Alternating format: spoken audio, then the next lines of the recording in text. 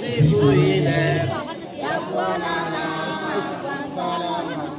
Msiongee siku ya kuosha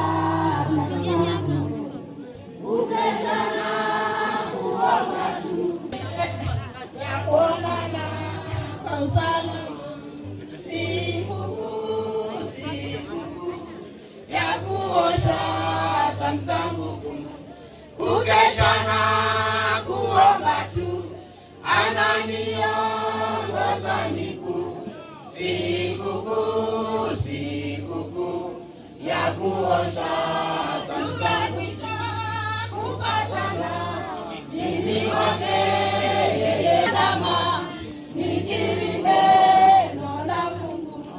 Sikukuu